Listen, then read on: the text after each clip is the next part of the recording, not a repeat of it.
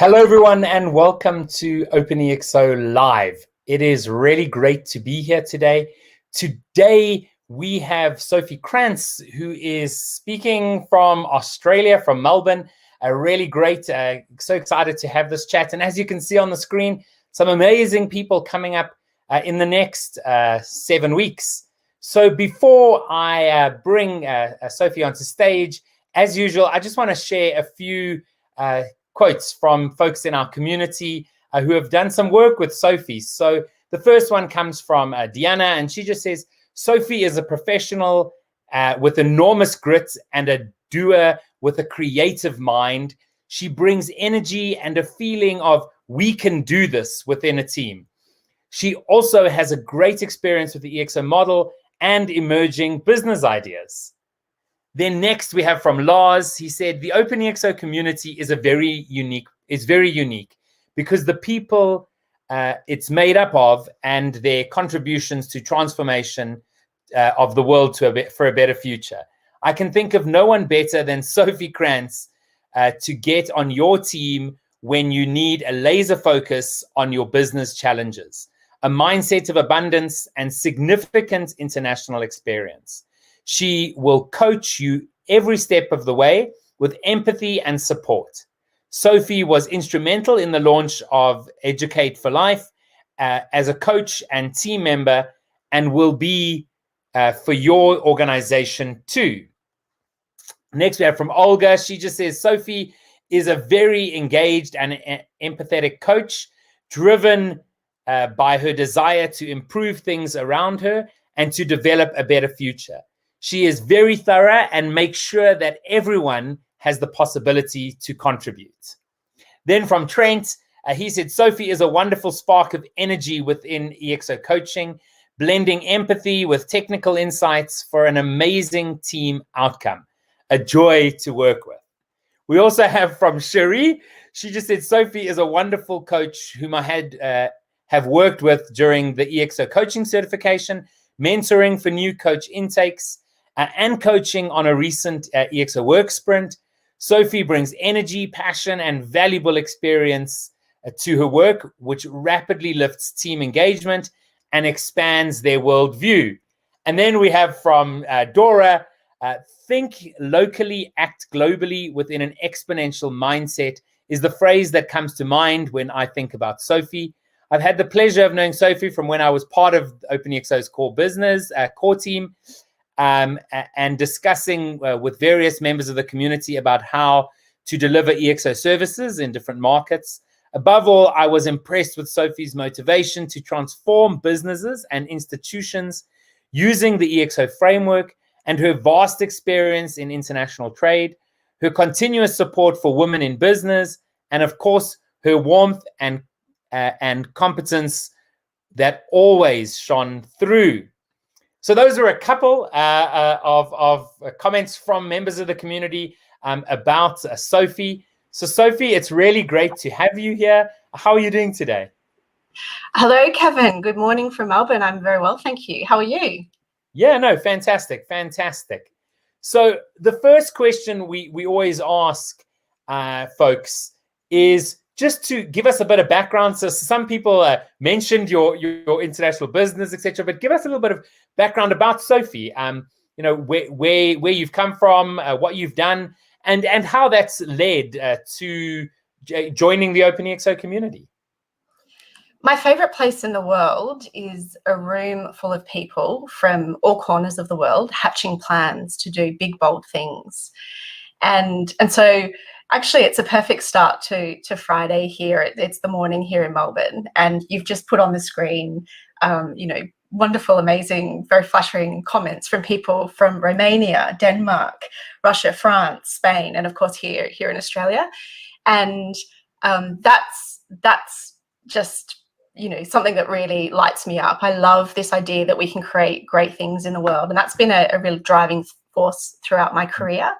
Back when I started really thinking about what I wanted to do professionally, it had to have something international in it. So I studied international economics. And back then, and still a fair bit to a fair extent today, our world is really still anchored in the physical world. Mm. You know, our businesses are still very much anchored in the physical world. As much as we know that there's this possibility to dematerialize and digitalize and so on, which we'll get to in a little while, but a lot of the world is still really anchored to the physical world.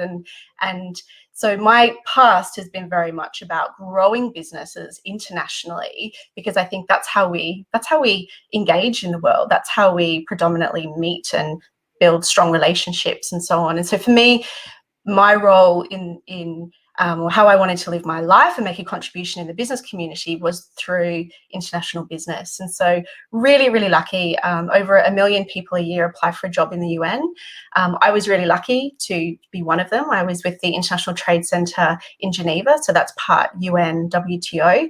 And that was an amazing role, working in developing countries on their trade and investment strategy. So essentially, what value could be created, captured and retained in a country based on their, you know, competitive and natural advantages, so that they can develop their socio-economic situation, you know, improve lives and livelihoods in the country. But I worked in the private sector before that, and it called me back. And so I've also worked with Fortune 500 companies, Australian ASX 100 companies on their international growth. So how do you expand in the world to of course for business outcomes, but I've always been really passionate about this possibility that we can make the world a better place. And that's really what inspired me when it was Clarence Tan, who has been, of course, a member of the OpenExO community for a long time. I met him, and he mentioned the MTP, transforming the world for a better future. But wow, that's amazing! And this group of, you know, this global group of people, as small as it was when I joined, the spirit of it and the ambition of it really appealed to me. Awesome. Yeah, I mean, it's, I guess, actually, probably the two of us joined the community round about similar times. And you think about it, it's like heading on to 3 or more years. But yeah, it's always great to speak to folks. And it's usually another community member that inspired someone to join, to come along, to, you know, to learn and to participate in the potential to, you know, to transform the world for a better future, looking at, you know, taking technologies, but also looking at new ways of business, right? And that's really what the ExO model is. So, you know, when it comes to the MTP, you know, our MTP, and perhaps you could also share your MTP.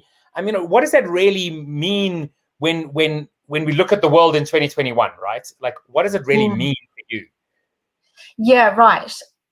So I think there's the world has been very polarizing in the last year. And I fear in some regards that the world doesn't feel like it's heading to a better future for a lot of people. Yeah. So we know the Board of Innovation reported sort of third quarter last year that only 15% of companies were winning in the economy. So that's a whole lot of companies that were not winning. And the companies that are winning were you know, it was fairly seamless. You know, their world didn't change. If anything, they really benefited from the overnight switch to having to work, play, live, study, and so on in the online world. And so this fact that a lot of people were very anchored in the physical world and no longer could meet with their clients, their buyers, their market. They could no longer get their goods and services, or particularly their goods, of course, on airplanes and ships. You know, really, it is a term that's used a lot, of course, but it was a very disruptive year. So I do wonder for the world that it really does look like, if we talk about the inevitable future, if you're a part of the 15%, or you study and you live and breathe what the 15%, the winners, are doing, it feels really bright. There's a lot of creation. I mean, we know that Jeff Bezos added 68.6 billion to his wealth from March 2020 to February of this year, a rise of 61%. What amazing value creation and capture. But if you're not a part of that feels really, really unfair and foreign, and, you know, very, very polarizing for those that type of growth and that type of value creation does not seem accessible. So we know in the EXO world that we do indeed have these new tools. There is, this isn't academic, this is not theoretical. 100 unicorns were studied, and we have this framework that continues to be refined and enhanced.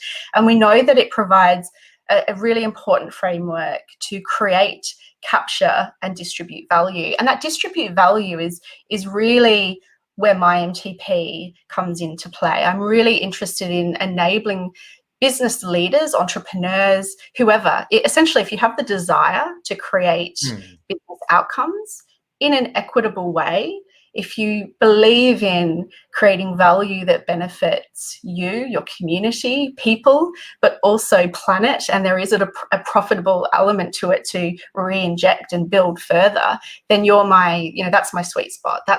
They're the people that I love working with. Yeah.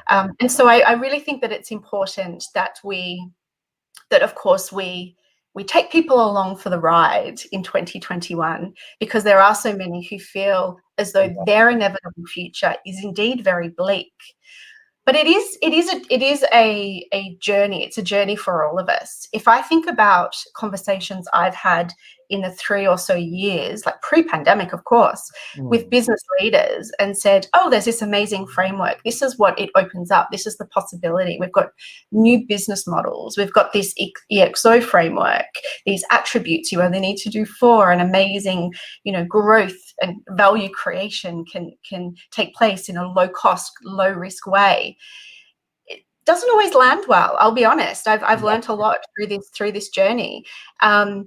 So it's kind of like, what I figured out is, when you take someone, particularly when their worldview is very small, because their world has been cut off from them, they can't get out and experience the world. What happens is their worldview has been diminished. Their world of possibility has been absolutely cut off. It's very difficult because they don't have an abundance mindset. They're feeling alone, they're feeling afraid, they're trying to look after their family, their employees, those that they haven't possibly let go of. So to come to them and to say, there's this possibility, we live in a world of abundance, it's not the right tone. It doesn't land well. It's like taking someone who's never hiked before and saying to them, I'm going to take you hiking tomorrow. Just put on some hiking boots. And when you pick them up and they ask, where are you going? Where are we going? You say, I'm taking you up Mount Everest. Right? Like it just doesn't feel accessible or practical, or whereas actually we could break it down and make that a reality for them. But to take you from never hiking to straight to the top of Mount Everest just does not feel accessible and practical and realistic.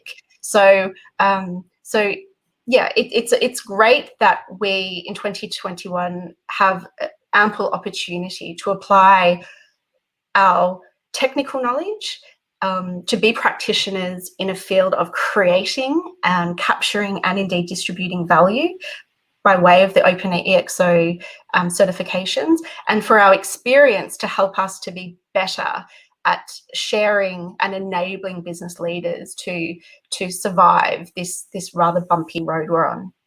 Yeah, so I mean, what you're saying there, Sophie, some other folks within the community, folks who've perhaps gone through some of our certifications and see so much potential, right? See the potential of embracing the attributes of running, initiatives like a 10-week sprint, which maybe is very much an Everest type of ask, are finding that you're right. There's ways in order to drive EXO and abundance thinking, starting with one element, starting small, whether it's with data activation, whether it's with building a community, whether it's with HR practices based off of EXO. And so, do you see that as a way to get into businesses that perhaps are more sort of closed off to sort of that exponential and abundance thinking? Yeah, absolutely. And I think that the time is absolutely right for us to be taking this gentle approach. So what we know is with the world, the physical world cutting off and by and large international borders closing in March last year, what we know is that there was a rapid uptake. Businesses moved into the online world. But how they did it, of course, using Zoom to communicate, but also to have a strengthened online presence to sell. So there's been some, the toe has been dipped into the water, let's say.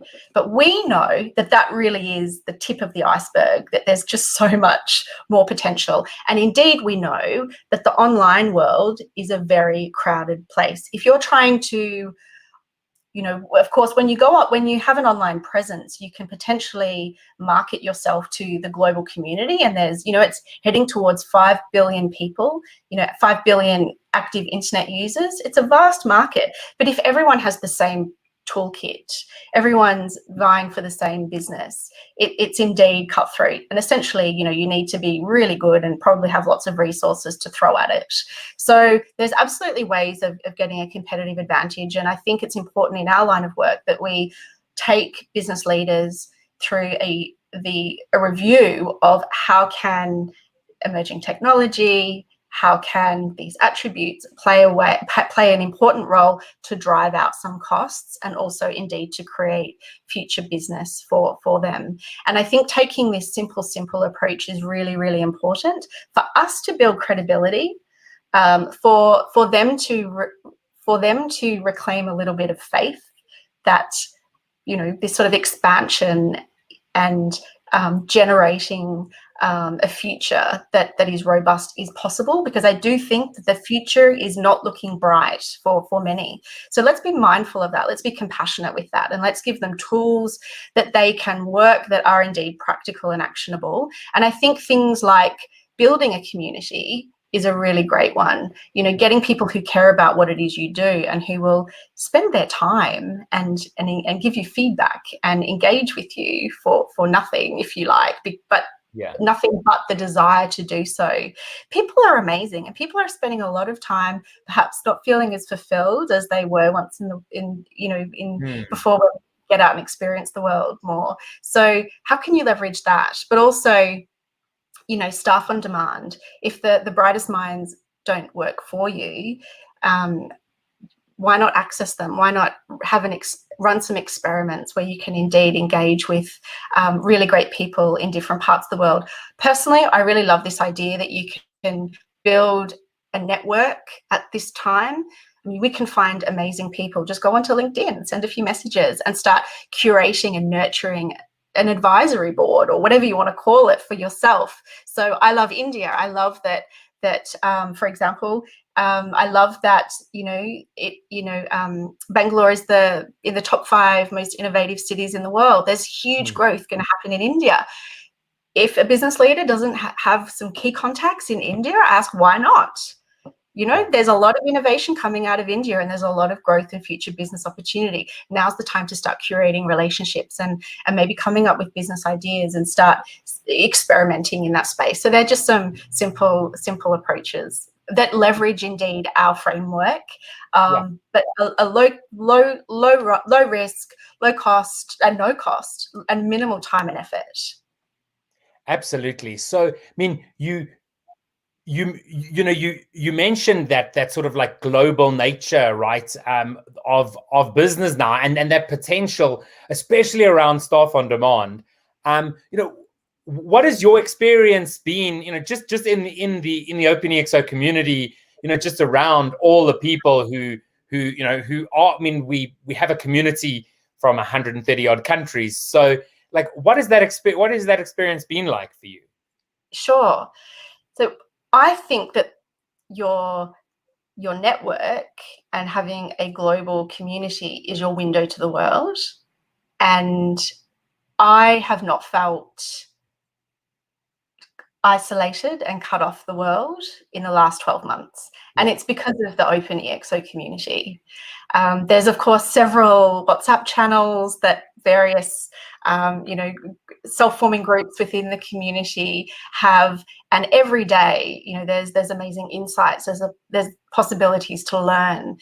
The learning is endless. There's possibilities to to engage, to discuss, but importantly, there are opportunities to collaborate. And I think that there's this shared interest to do stuff in the world. So, and I'm a big fan of sort of less talk, more action. And there's great action in terms of, let's do something together. And so I really love that. And I'm a big advocate of the community, and people that want to make an effort in the community really get the benefits from that. Yeah. Now, of course, one of those sort of subgroups, sub-communities is, of course, Women for Impact. And we had Sahar on OpenExO Live a couple of weeks back, where she was chatting about it. I know that there's an event you guys are holding for International Women's Day. Can you tell us a little bit more about that? Yeah, absolutely. So this is fantastic. This really illustrates the value of being a part of a global community. So in the co-founders group, there's 20 odd people from 6 continents. I don't think any of us have met in person, or maybe a couple have. But the energy and the drive and the effort that is put into the Women for Impact initiatives is amazing. And I don't think it's not because I think that the thing is, so it's women, okay? It's women. I'm a woman. Women have women, if we look at this, just the UN Sustainable Development Goals, women feature, and they have featured. And when I worked at the UN, everything we did had to have a gender dimension because there are challenges. And in the past 12 months, women have been particularly affected from, the fallout of the pandemic. And again, as I mentioned, I'm not really interested in coming together to talk about the issues and the challenges. And I think we understand the challenges quite well. We understand the issues, but now is different. So now we have an opportunity to find a community, a self-forming community like the Women for Impact group. But why is it different for us to do something now? What makes it different is, so we know that the need is there, well documented, well understood. We can reach out to people all over the world and really dive deeper into the issues and understand the problems. But so there's the need. There's also the desire. And yep, I was one of the 1 million people to apply for a job in the UN. The desire to do something good in the world. There. But the need and the desire doesn't equal change or impact. But what makes it different, why now is different, is because we have a toolkit. And we do indeed have the ExO framework. We have the 11 attributes to use for everything we do. We can use them to come together and look at, if we're going to hold an online event, how do we 10x it? If we are going to make an impact for women who are marginalized, how do we run a sprint for them and make them able, have a multiplier effect, if you like. So the International Women's Day event is indeed being held on the 8th of March, and we've got 300 odd people have registered from all over the world. We have an amazing program of business leaders who are in the technology, transformation, innovation space. And we're going to celebrate what is being done, but also inspire and equip anyone. So, of course, women, supporters of women, so on and so forth, to not talk, but to take action. So that's something we're really looking forward to. Yeah, it sounds really exciting. And I see Lars just made a comment with the dress there. It's quite late for Lars being up in Copenhagen. Thanks for being here, Lars. Great to see you. And to Felipe, who said hi earlier, great to have you here too. So, I mean, Sophie, it's been great chatting to you. What would you like to leave as a nugget for those who are watching this and those who are gonna watch the recording? Sure. So we are, by and large, stuck at home. Kevin, you're the rare example, I think, of being able to travel a little bit around the world right now. But by and large, we don't know when we're going to be able to get out and explore our world. And what a wonderful world it is. But of course, we can at the moment, from wherever we are, as long as we have a laptop or indeed, a smartphone, we can expand our worldview. Yeah. And we can strengthen what we know and who we know, and we can experiment. And we can have discussions. The time between meeting someone and having a really interesting discussion is far shorter than it was a year ago. So for business leaders, I think it's a matter of get up and out into the world. And if you don't know how to do it, email me, look me up on LinkedIn, and I'll coach you through it, because I feel that it's really important. It's important for our businesses that are suffering, but it's also important for humanity, that we foster relationships and we have shared understanding. So that's my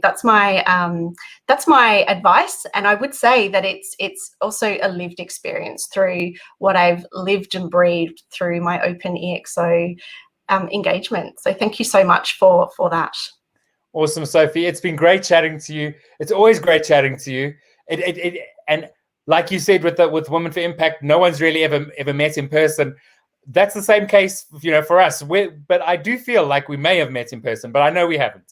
But always great chatting to you. Thanks so much for being with us today. Thank you so much, Kevin. Cheerio. Bye-bye. Bye. So that was Sophie Krantz. Always great chatting to her. I always love the conversations.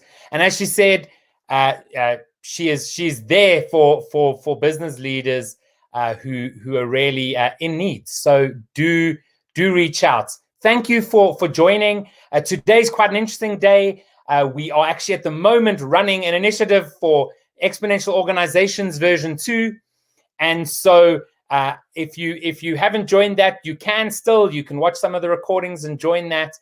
So please do that. We will share those links in the comment section on social media. So thank you, everybody, and we'll see you again next week.